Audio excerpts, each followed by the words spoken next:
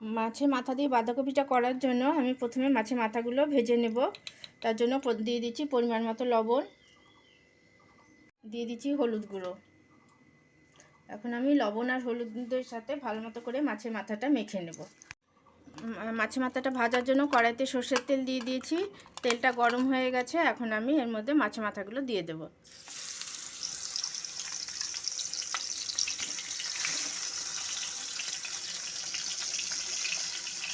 মাছের মাথাটা আমি উল্টে পাল্টে ভালো মতো করে কড়া করে ভেজে তুলে নিয়েছি। ওই তেলটা বেঁচে গেছে, ওই তেলের মধ্যেই আমি এখন আলুগুলো একটু ভেজে নেব। আলুটাকে আমি লাল লাল করে একটু ভেজে নিয়েছি, এখন আমি তুলে নেব। গ্যাসটাকে কিন্তু লোতেই রেখেছি। মাছের মাথাটা ভাজার পরেও আলুটা ভেজে নিয়েছিলাম ওই তেলের মধ্যেই, তাও তেলটা বেঁচে গেছে। ওই তেলের মধ্যে আমি রান্নাটা করে নেব।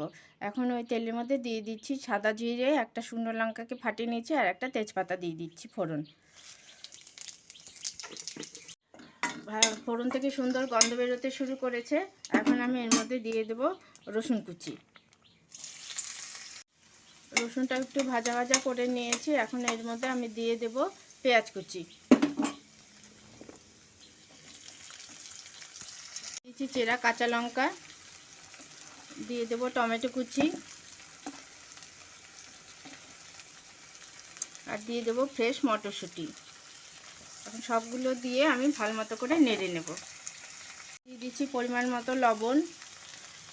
যেহেতু বাঁধাকপিটা লবণ দিয়ে একটু মেখে রেখেছিলাম, সেজন্য আমি এখানে একটু অল্প পরিমাণেই লবণ দেব।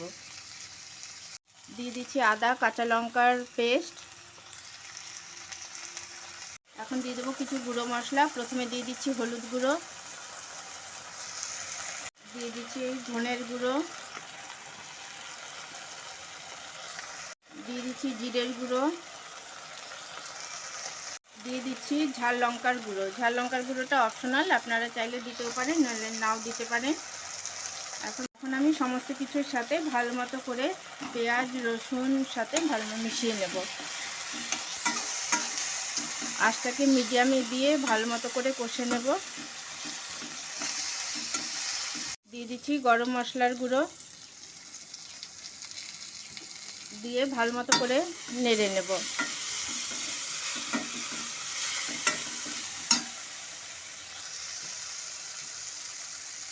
গুঁড়ো মশলাটা যাতে পুড়ে না যায়, তার জন্য দিয়ে দিচ্ছি সামান্য পরিমাণে জল। জল দিয়ে ভালো মতো করে মিশিয়ে নেব। এখন এর মধ্যে দিয়ে দিচ্ছি ভেজে রাখা আলুগুলো। এখন দিয়ে দিচ্ছি বাঁধাকপিটা। এখন সমস্ত কিছুর সাথে মশলার সাথে আমি বাঁধাকপি আলুটাকে ভালো মতো করে মিশিয়ে আঁচটাকে মিডিয়ামে রেখে এটা ভালো মতো করে কষতে থাকবো।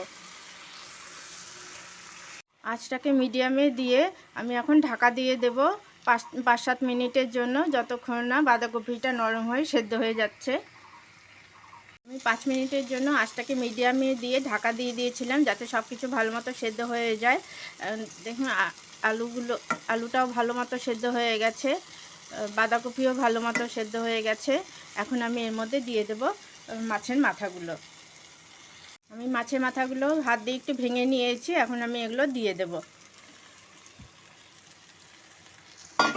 দিয়ে ভালো মতো করে বাঁধাকপির সাথে মিশিয়ে নেব।